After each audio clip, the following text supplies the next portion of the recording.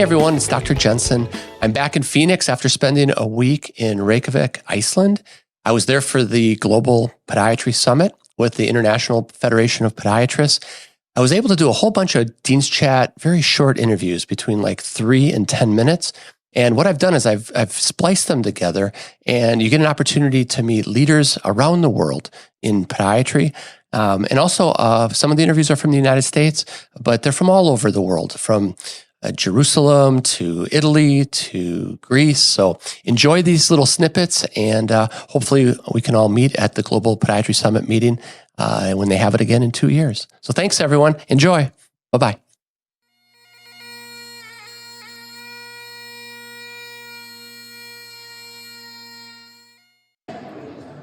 Hi, everyone. It's Jeff Jensen back in Reykjavic, Iceland. And I'm with my good friend, Lee Rogers. Lee is the co-director for the Global Podiatry Summit meeting here at the International Federation of Podiatrists. Lee, what an incredible meeting you've held. You know, we're really proud of what we were able to do really on short notice, because if you remember, this meeting was supposed to be in Jerusalem. You were invited to come and speak in Jerusalem at the same time, and it was September when unfortunately the war broke out, and we had to pivot and move the meeting on a last minute's notice. We moved it to Iceland. We're here in Iceland, and we have over 400 people from 31 different countries here. Podiatrists that are all looking to learn something. There's a reason why I come. I learned something new from different cultures and different ways of doing things, and so I think that mood is permeating throughout the meeting. There's no doubt about it. And it's interesting to see the evolution of podiatry in different countries. Yeah, exactly. And how quick it happens, and I know that most of your audience is probably U.S. based, but in the United States in the 60s and the 70s, you had really a transition of actually moving into the operating room very quickly, over that period of time. And then we've been a surgical subspecialty more or less since that time. Other countries, as you're learning here, are undergoing that same evolution. In Spain, it's been very rapid, mostly because they're following in our footsteps in what happened in the United States, but they've turned into a surgical subspecialty there. Jose Luis Lazaro Martinez, my wife's Brazilian, so she has 5 last names. Jose Luis Lazaro Martinez. He has 2 last names, 2 first names. Right. If we were only so good, right? You're Lee Rogers. Yeah, I'm just Lee Rogers. So. But we just on all of our meetings and stuff, we just abbreviate him JLLM. There you go. JLLM is here. He's from the Complutense University in Madrid, one of the oldest universities in all of Europe. It's like 800 years old. How old is Midwestern?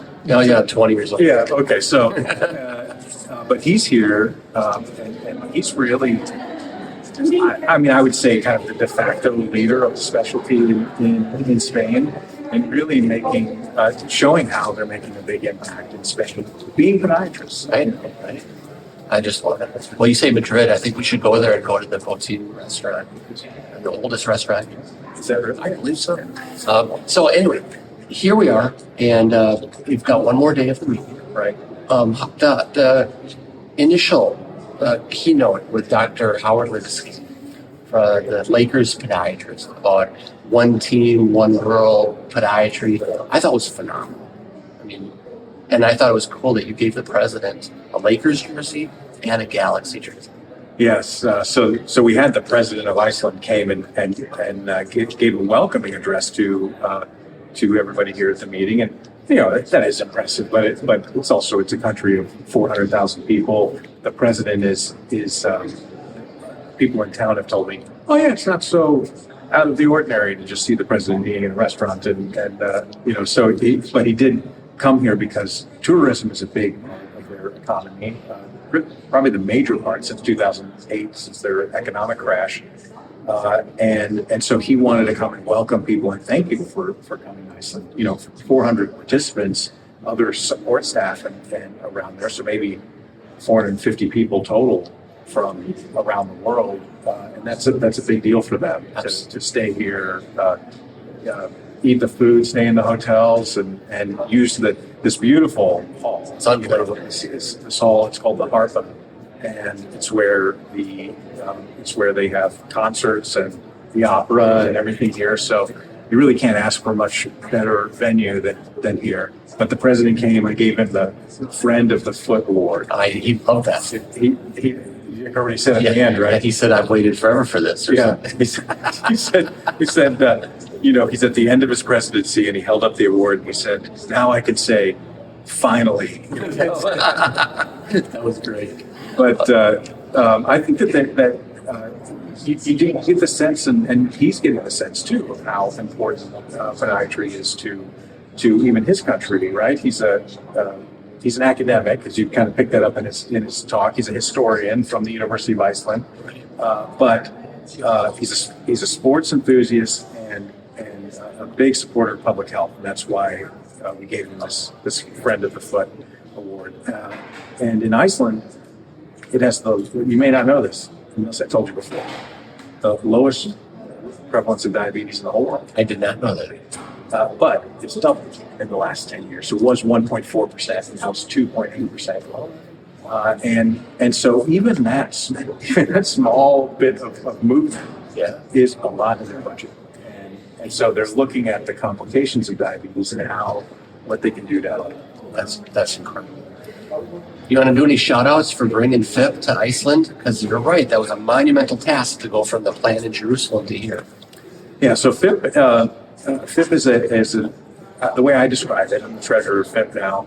When I became treasurer, they said, "Thanks for being elected treasurer. Please bring your own money." They did say that, but it's an association of associations. So instead of individuals being members of FIP, your association is a member of FIP.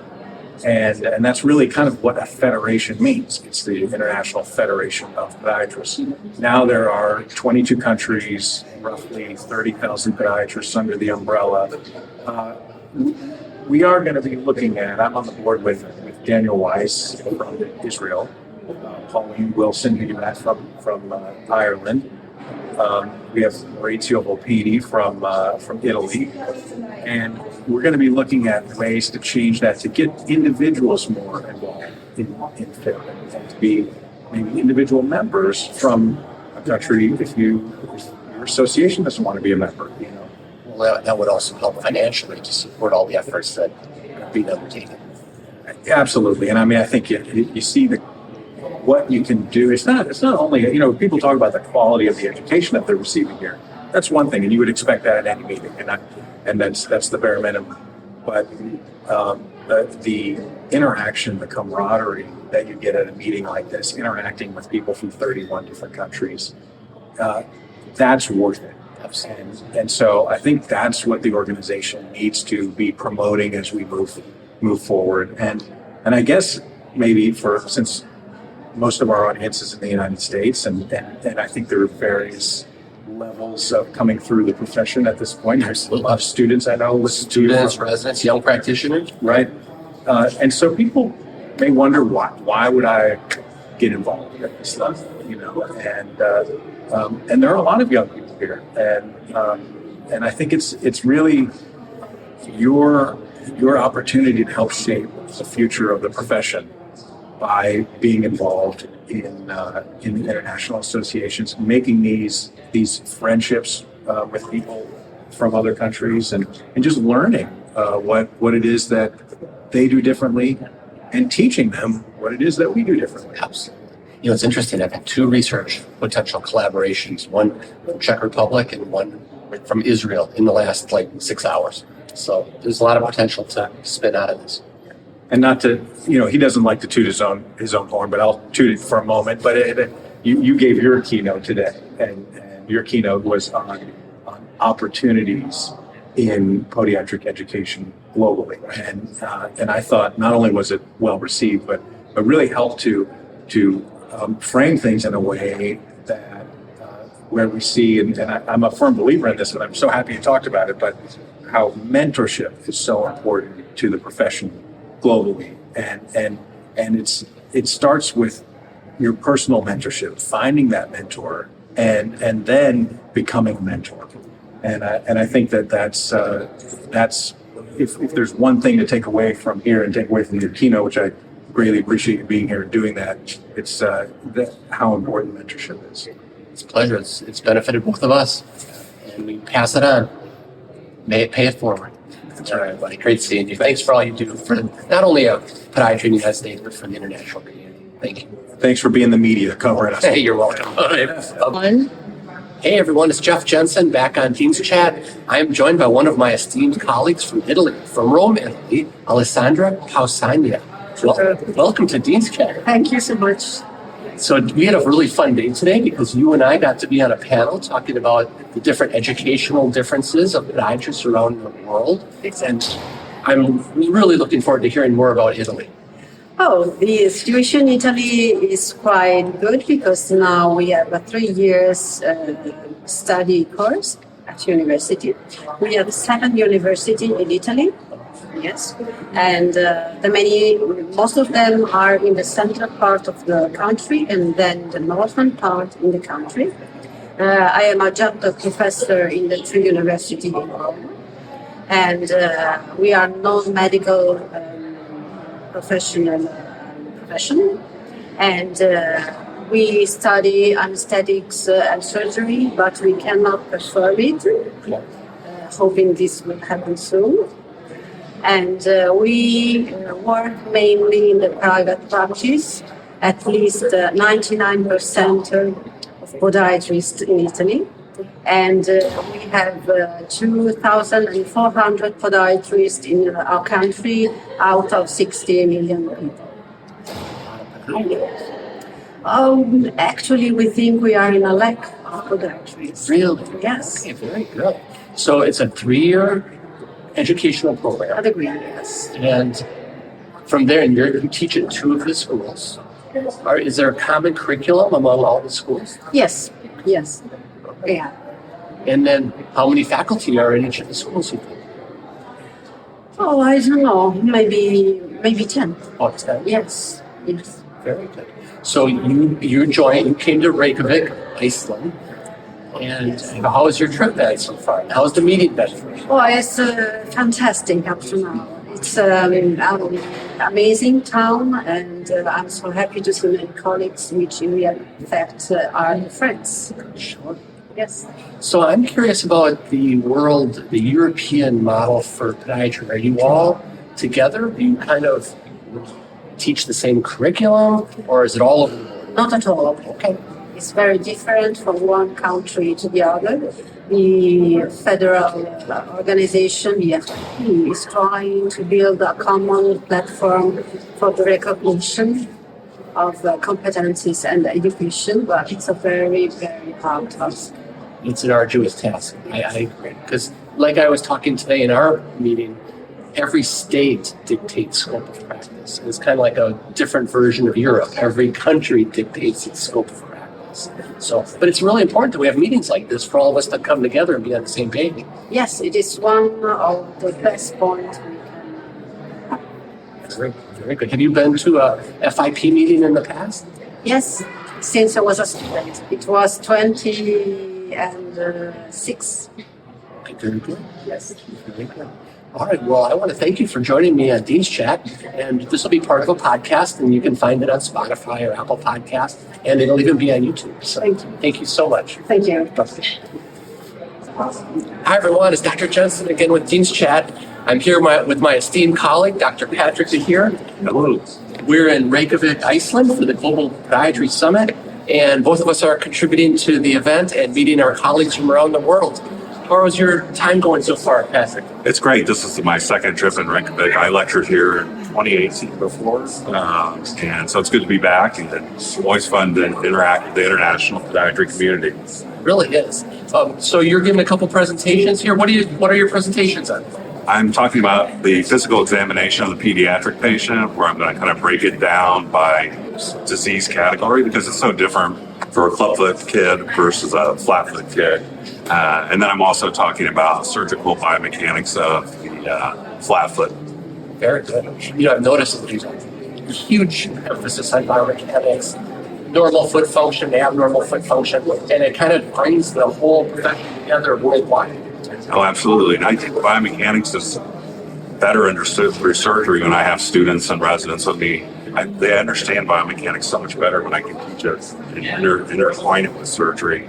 This is a slightly different audience. Not a lot of the attendees here do surgery, but I hope to tie in some of the non-surgical component, even if we're talking about the surgical. So have you been a member of the International Federation of Podiatrists for a long? I have. I actually was awarded their Humanitarian of the Year award in 2018 or 19. No kidding. Yeah. What did you get that for? Well, I've been on over 30 international trips around the world, so I won the ABPM award, then the FIP award a couple years later. So, yeah. Fantastic. That's awesome. Thanks for all you do for the profession. Absolutely. Thanks for representing the USA. All right. Nice. Thanks for having me, Jeff. Thanks, Pat. All right. Hey, everyone. It's Jeff Jensen back in Reykjavic, Iceland. I'm here with Dr. Sunny Sajjad. How you doing, Sunny? Having a blast.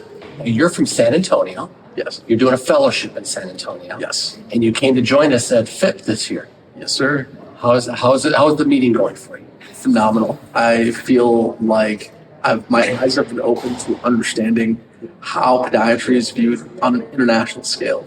So seeing how not only how we're perceived and how we practice outside the United States has been enlightening, to say the least.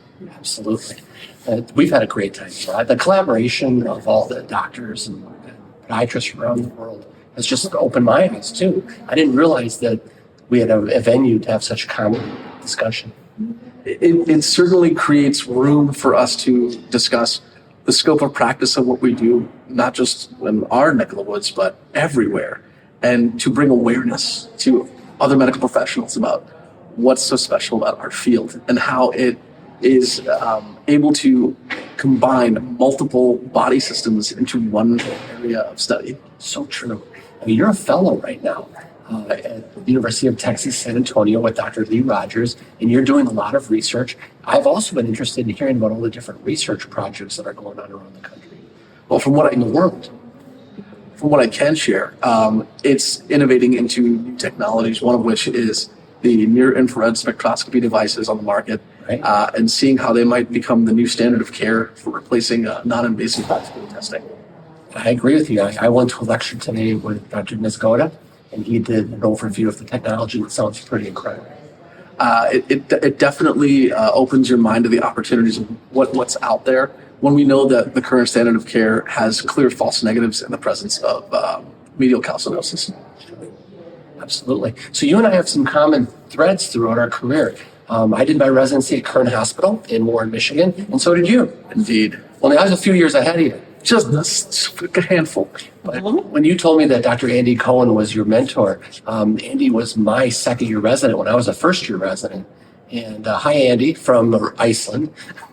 It's just that all the Kern group and all the docs that have been trained at Kern over the years have a common theme and a bond. So it's great to meet you.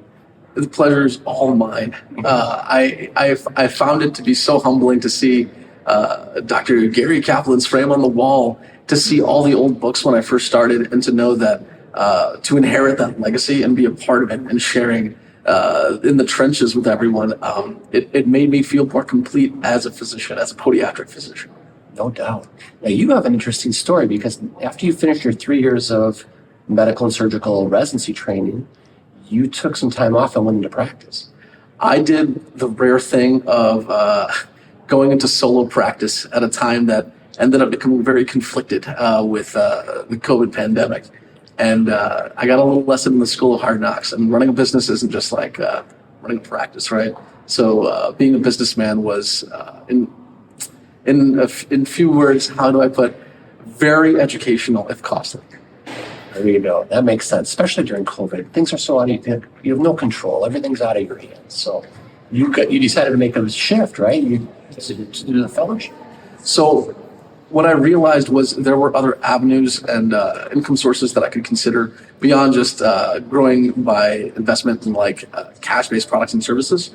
And I also wanted to give back to academic medicine in a way that I hadn't before. So I felt the need to gain an education in clinical research from people who had been doing it at the university level. So I applied for a fellowship in podiatric research in diabetic limb salvage because I wanted to enhance what I already knew.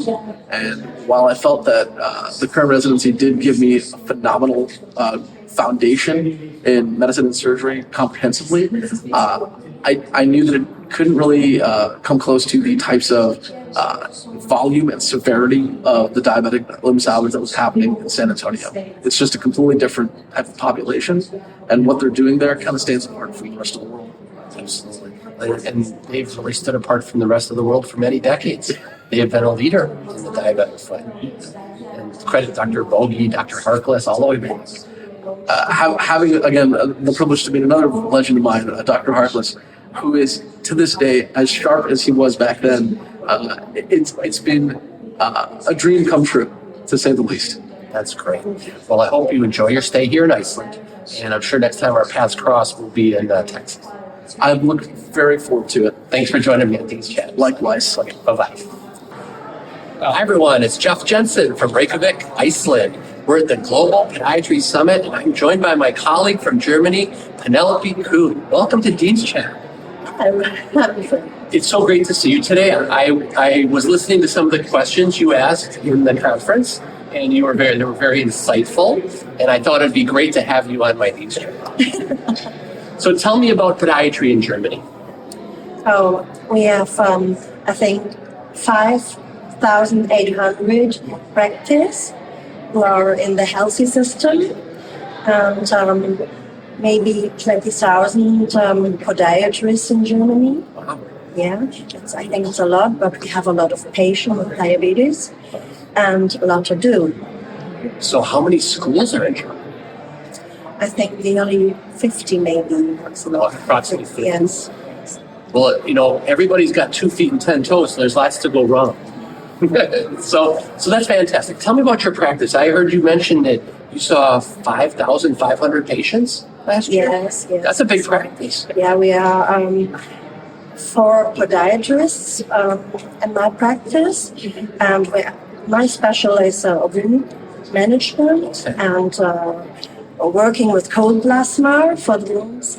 And normally we must work before pain will come, or ulcer will come. Oh, very good. So tell me about your participation fifth at this meeting. Have you had a good time? Yes, it's very good. I'm working inside the FIB, I think, 14 years now. Really? I thought I heard you say that. So you know all the ins and outs. What's it like to come here and meet all of your colleagues from all over the world? Your experience. My experience, to talk to other countries, to see my friends from the other countries and change something, new things, what it's interest to implement it in my practice, in my country. I've been so impressed with the collaboration and the camaraderie. So everybody gets along and has similar goals. Well, Penelope, thank you so much for joining me on Dean's Chat. Thank you so much. You're welcome. Bye-bye. Thanks. Bye. Hi, everyone. It's Dr. Jensen. I'm the Dean's Chat host, and I am joined by my esteemed colleague, Paul Monks from Germany. Welcome to Dean's Chat, Paul. Oh, thank you very much. It's great to have you here. And I love your shirt. I love podiatry with the tie. It goes well. I love podiatry. I love my profession. I love it too. Yeah. So you're from Germany. And can you tell us a little bit about your practice in Germany and perhaps the future of podiatry in Germany? I work alone in 1 month practice. I work together with my wife. She does the registration and hygiene in the practice. I do all the treatment. I have practicing students who come visit the practice, do the hours in my practice. Oh, that's great. Yeah, you need to do practical thing in practice to be in Germany. You need to do 700 hours practical practice. So you're like what we would call a preceptor. Yes. Okay, very good. Yeah. Well, that's good. It keeps you on your toes because students know a lot. Yeah, you keep asking me questions and people know a lot. So what is your practice like in Germany? I mean, what are you treating? What are the typical pathologies? Typically, we started since 2021. that from the German government, they're allowed to us treat the entire cornea, that we can actually reimburse ourselves for this treatment. We fought for many years for this purpose. In my practice, I deal a lot of mucosas. That's a regular treatment for a lot of patients. I do a lot of verrucas in the practice with a lot of good results. What's your best treatment for verruca? Combination of ice and acid corrosive. I can combine both treatments at the same time. Very vigorous treatment. It's not nice, I can say that. But the treatment is normally about 3 sittings and you're finished. You're done. In general. I've had a few severe cases. They've been through other treatment from other podiatrists or dermatologists without any success with many years of practice. And I've treated these patients, and with a short space of time, they've been here. That's fabulous. So what do you see as the future of podiatry in Germany? The future of podiatrists, the future of I love to. At the moment, we're just a college syllabus. I would like to be as a degree podiatrist, the same level as European countries or neighbour countries, to do minor surgery and obviously to do knockouters. That's our aim. So does a meeting like FIB help you to meet those goals and objectives? It gives a lot of input and a lot of motivation. And I myself am part of FIB.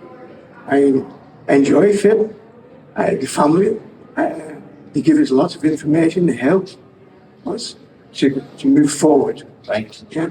Yeah, I was part of the discussions today, defining podiatry, defining what a podiatrist is, and it's so variable around the country. So it's great to have a unifying body like FIB. Yeah. Well, we managed to get the definition of podiatry. But we now to get the definition of the podiatrist. Exactly. That's what we need to do now. Absolutely. That was what I gathered from the meeting. Paul, thank you for joining me on Dean's Chat. I'm so glad to meet you here in beautiful Reykjavik, and I'm sure we'll meet again. Of course. Okay. Thank you very much. Thank you so much. Hi, everyone. It's Jeff Jensen back on Dean's Chat. I'm with another esteemed colleague, this time from England. I'll introduce you to Barry Radigan. Hi, Barry. Hi, I'm Barry Radigan from Manchester in the north of England. All the way to Iceland today, on these couple of days for this Global Podiatry Summit of podiatrists from all over the world. Crazy Australia, America, and little old Manchester, England, very close to Manchester United football. There you go. I was sharing with Barry that years ago I went to Old Trafford and I got to watch Manchester United play Glasgow, and there was a lot of Glasgow Rangers or Glasgow Celtic? The Rangers. Ah, it was contentious. very. So welcome. Tell us about your practice situation. So I graduated from the University of Salford in Manchester in 1987. Look it out, that's 37 years I've been in practice. I worked for the National Health Service for 10 years. That's the local hospital. And then I went into private practice. And I've been in private practice ever since. I specialise in nail surgery. As you know, podiatrists aren't doctors. In the UK, we are like physiotherapists or therapists or audiologists. So we have a scope of practice. But many of us have the ability to administer local anesthetic, and I use it a lot to do nail surgery with femalization. But about 5 6 years ago, I had a client who came to surgery who was a business coach in dentistry. I was so intrigued with what he was talking about. I started to develop my own business coach business for podiatrists. Oh my gosh. Here it is, Podiatry Business Coach. I am the Podiatry Business Coach from Manchester, England, and I talk to podiatrists all up and down the country about business, i.e., are we all in sales? Absolutely. We're all selling our services, maybe in public health, private health. But we have to sell ourselves to our clients, and we have to prove. Like here, I was talking to a lady today about a new technique, which I'm gonna bring it into my clinic. After 37 years, I'm gonna learn a new technique. How about that? Who thought come here and learn something new here in Iceland, in Reykjavic? Crazy, huh? That's awesome. So what's the new technology? It's to do with injecting material through the skin, treatment particles, so I'm really excited. The clinical director is here today. Really quite. We have 4 clinics in Manchester, different areas across Greater Manchester. It's a big city. It's not as big as London. Not quite as big as London, but quite a big city. And I see many patients with uncurable corns, soft corns. Corns that are basically coming back every 4 weeks for treatment with a scalpel. And I found something at last, something really interesting that we could use to help these patients who are just beside themselves with coming every 4 weeks. So I'm very excited about this. Very good. Congratulations. Thank you for joining me on Dean's Chat. Thank you. It's been great. Thank you. Bye. Hi, everyone. We're here in Reykjavic, Iceland, and I'm with Dr. Wolfie Shigeris. Welcome to Dean's Chat. Thank you, Jeff. I have a few things to talk about with ABPM, if I may. Let's do it. So, first of all, we've got our executive director chosen. And as many people know, we've been looking for an executive director for some time now. And that person has been chosen by the board, and they're going to start on May 1st of this year, 2004. Do we know who it is? Can I know who it is? It'll be announced in due order. I don't want to announce it yet. But the person's been chosen, ready to go on May 1st, so we're excited about that. The other thing is that the ABPM board is going to have their next spring meeting at the House of Delegates later this month in March. And we have, the board doesn't, but a few of the individuals on the board have a proposition into the House of Delegates concerning one board. And we're trying to get podiatrists who believe in one board on board to sign our proposition and support. So that will be a proposal at the House of Delegates and amendment. That is correct. And I believe it's been through most of the reworkings that it has to go through, various committees that it has to go through, and we're hoping to get support from podiatrists around the country. And the last thing I want to talk about is we have a memorandum of understanding coming through with the Royal College of Physicians and Surgeons of Glasgow, and the ABPM does, and that takes effect on April 1st. And again, because it's not official yet, we'll be making various announcements when that occurs. But we're very excited about it, and I think our diplomats of ABPM are very excited to hear some opportunities that they'll have. Congratulations. Yeah, thank you. So I got a little more personal question. I understand you're retired now. I am since 2018. I retired from the VA government service after 30 years. Well, I was also thinking, what's your involvement with ABPM? Are you still a board member? I am not a board member. I rolled off as immediate past president back in December, but I'm still pitching in until we get our new executive director on board and in place. Fantastic. Yeah. Now, I also understand you like to go fishing. I do. When I have time, yes, I do. I love to go fishing. Well, we like to catch walleyes up in the Green Bay area, and this is an official invite for you to come up and join me. We'll go out and do some trolling, a little bit of jigging, and catch some eaters. I think I'll take you up on that walleye, and I believe there's pike up there, and also some white bass. Absolutely. We'll get them all. Outstanding. All right, buddy. Thank you. Thanks for stopping here. Hi, everyone. It's Jeff Jensen with Dean's Chat, and I'm here with my esteemed colleague, Cy Dove from Texas. Welcome to Dean's Chat. Thank you. Go figure, we'd be talking in Reykjavic, Iceland. I never would have imagined this a year ago, so it's good. Well, I was so pleased to get to know you this week, chatting about some of our common mentors and things. Yes. Tell me about the meeting. Have you been having a good time? Have you learned a lot? You know, the meeting has been fantastic. I had no idea about the challenges that the podiatrists in Europe face. And it is very reflective of what we as American podiatrists have gone through and the struggles that have gone on and are still being fought today, even in our time. It's been really eye-opening. It has been. In fact, it is very reminiscent of the evolution of podiatry in the United States. These other countries are going through also. But they've got somebody to learn from because everybody's teaming up and working together. They have a model. They don't have to rebuild the model. They can talk to their American counterparts and learn how can they ascend within their own profession. Absolutely. So what's your practice like in the States? Well, I am the Director of Clinical Research at University of Texas Health Science Center in San Antonio. And my job is quite busy. I manage industry-sponsored trials.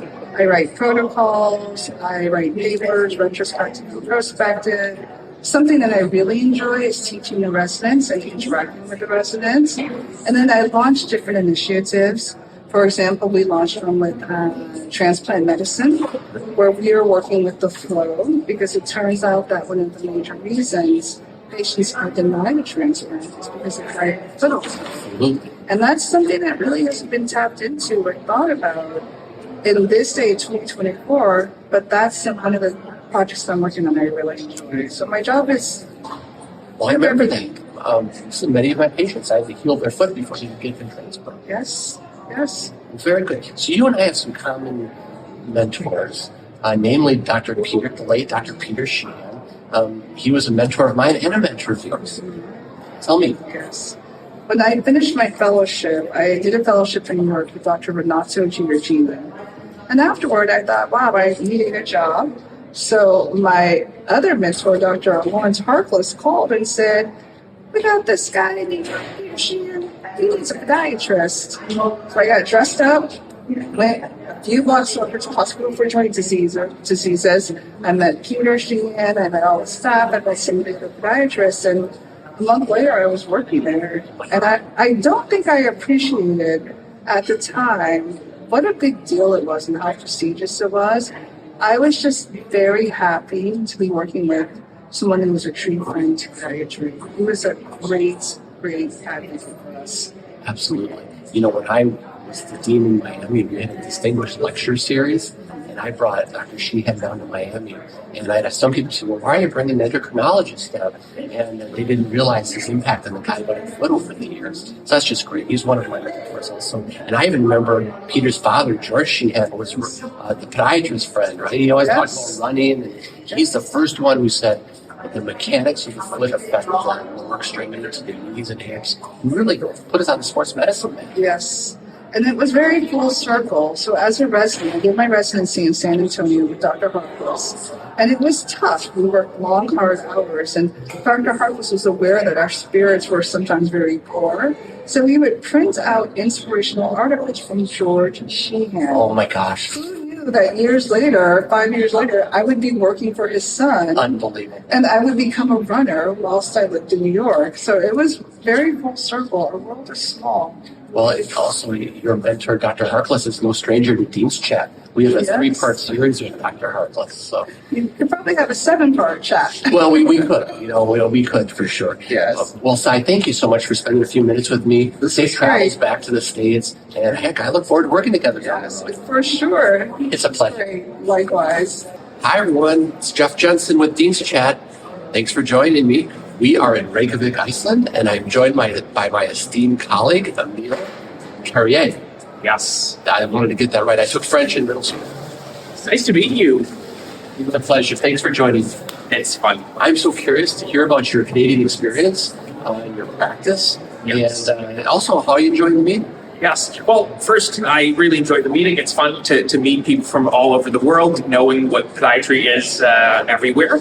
And it's an opportunity also to see how we're lucky in a way to have advanced the profession in the last few years. And it's fun to share how we have done this so far, to give ideas to other colleagues around the world on how they can move the profession forward in their country.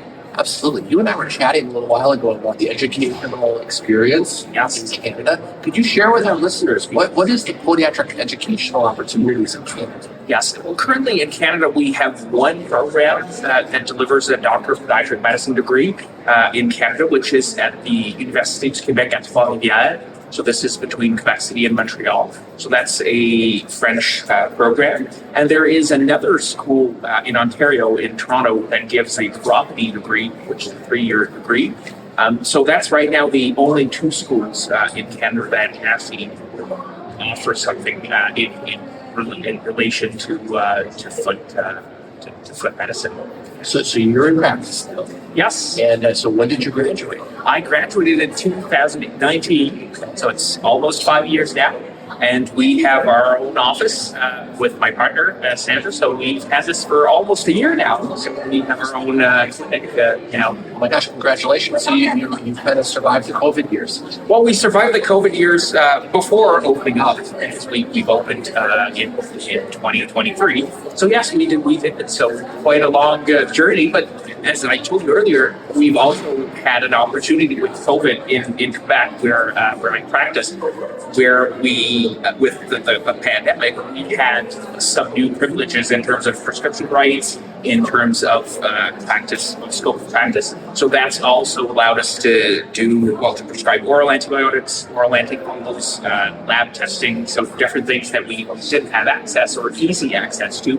So that has significantly enhanced the scope of practice. That's fantastic. What does your typical day look like in practice? Well, typically, I'm in private practice, so we tend to see people for musculoskeletal complaints, of course, infection, wounds, x-rays. We also do ultrasound, so diagnostic and injection, ultrasound guidance injections. So that's pretty much all minor surgeries too. We also have colleagues who have completed a residency in the U.S. who also do bone surgery. So that's quite diverse. Right now, we have those colleagues that we refer those cases to. So that's how we work in podiatry in Canada, or at least in Quebec. That's what I could talk about. That's fantastic. So what are other plans that you know from a Canadian perspective to advance the profession going forward? I know you've worked at the New York College. Yes. Well, initially our program in Podiatry was set up in 2004. So the first people graduated in 2008. And initially they were completing, all students would have to complete a 4-month clinical rotations at NYCPM. And some courses were also taught by NYCPM professors. And since a few years ago now, all courses are taught by our own professors. But now the next step will be to move the profession forward with most likely some advanced training in wound care. So that's also the next plan, so that there could be some programs set up in hospital settings where podiatrists with advanced standing in wound care would be seeing patients and treating them. So that's one element. And the second element, which I think is really important, is setting this residency program, or setting some type of access so that our DPMs can do this surgical training. Because, well, we also, probably like everyone, have issues with access to all types of healthcare, including foot surgery. Like, it's not uncommon for people to be, at least in Quebec and even in the rest of Canada, to be on wait lists for 2, 3, and even more years for, and I'm not talking about very simple problems. I'm talking about people who have painful feet and can almost not use them to stand up to work. So I'm not talking about cosmetic surgery. I'm talking about real issues. So that's I think it's a major argument for us to actually sell this to our decision makers and say, you know what, we have solutions. We have people who first are already trained, because we probably have about 20 of them, and they can contribute tomorrow morning if you give them access, or even they are all of them, or most of them are even set up in their own offices with surgical rooms and with everything, so they can go and accept patients to do this. But right now, of course, because of the way the public system is set up, it's all private. So there's no, and because of our public system, if an orthopedic surgeon operates on the foot in the public system, it's zero cost to the patient. But if the patient finds that they've been waiting for too long and they decide to go to the private sector, well, then everything will be out of pocket. Even private insurance, which a lot of people have, will not cover podiatry up to a surgical procedure. So they would cover, let's say, the visit, they would cover x-rays, they would cover a certain number of treatments, but not a full bone surgery. So that becomes an out-of-pocket expense for them. It's the evolution of a profession. Yes, it is. We've seen it all around from European countries and around the world. It's so great to have everybody come together, though, and kind of speaking the same language and pushing the profession forward at every level. Yes, absolutely. So it's fun, and it's fun to share, and it gives us ideas on what we can do to improve and how we can help others too, because there's a lot of progress that will probably happen in the coming years. So by the time I retire, there will be a lot of change. So and we'll make it happen too. That's the fun thing, and that's the fun thing about podiatry. Even in the entire world, is there is a lot to do in making this profession even greater than it is, and I think that's fun to be part of this. So we've started with a great education with certain things that we were taught, as I told you, that were not even allowed by our legislation. So the good thing is when you come out of university and you go to the decision makers and say, these people have all been trained to do this. They have pharmacology, internal medicine, they have everything. They're ready. We could do with just a refresher for those who graduated 10 years ago, and that's what was done. So we had a course with pharmacists, MDs, and just to make sure everyone is on the same page, and then we got those rights. Yeah, and you sound like the guy to lead the charge. Well, it was. I can be part of that. I'll be happy to contribute. Thank you so much for joining me. You're welcome. Goodbye. Hey everyone, it's Dr. Jensen with Dean's Chat. I'm here with David Wiley, the guru of the Royal College of Physicians and Surgeons in Glasgow. Welcome to Dean's Chat.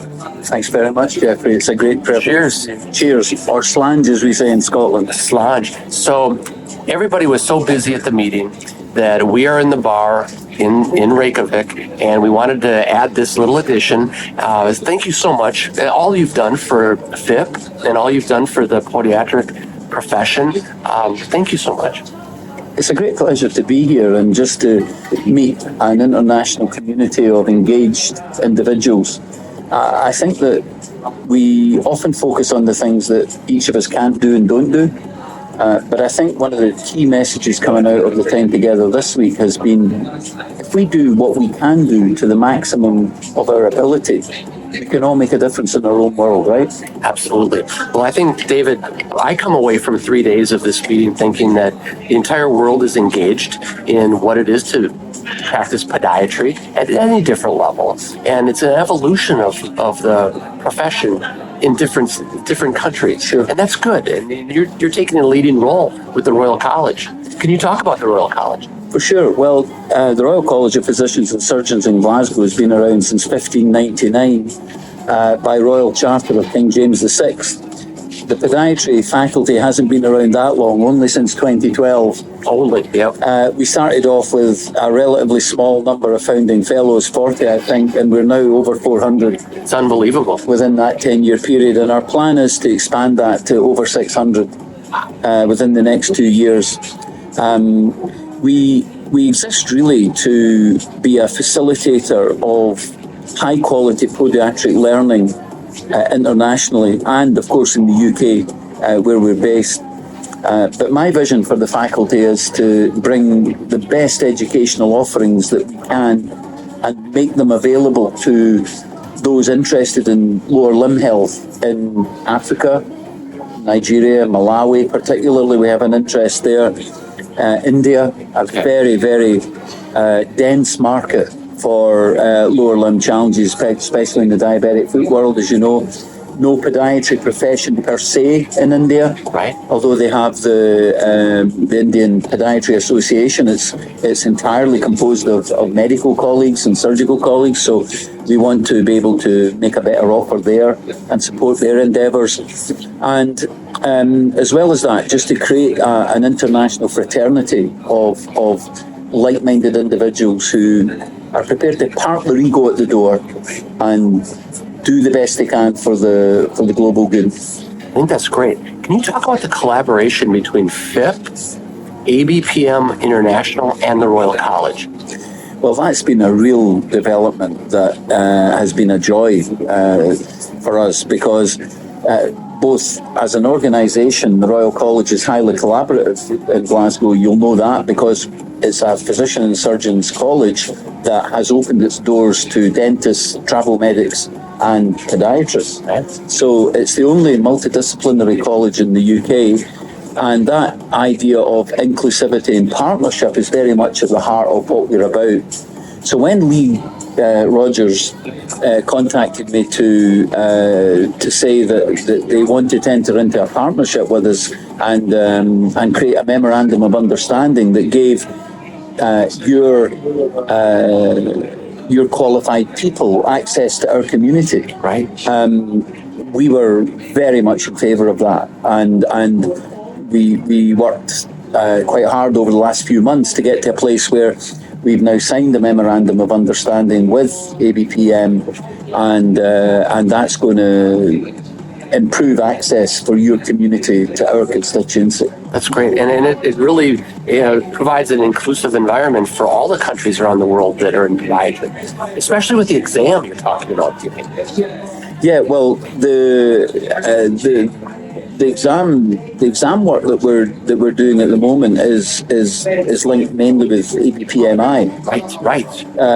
And we've been supporting them with the provision of properly standard set questions, right, from our question bank, and helping them with their standard set for the exams and contributing to the quality assurance within the exams as well. So I think that, let's see where that goes, but it's quite exciting. We're in the early stages of that, right? Right. Well, I sense that the whole's greater than the sum of the parts. So for sure, always. Yeah, there's no doubt about that.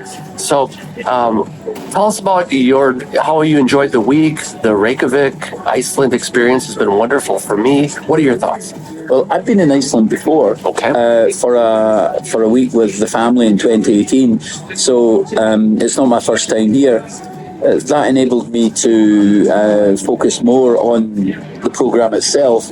But it's a very beautiful country, and what's inspired me about the week is the way that the local community, the local podiatric community, and the people who live here, the way that they made this conference work. Because, as everyone knows, we were meant to be somewhere else. Yeah, we were going to be in Jerusalem. And to shift that in 5 months and deliver the quality of what we've had this week for 400 people in a 5-month period. We've created conferences before. We know how hard that is. Absolutely. And to do an international one in that time frame, I think, has been really impressive. So thank you to all those who were involved. Thank you to all those who were involved in doing that.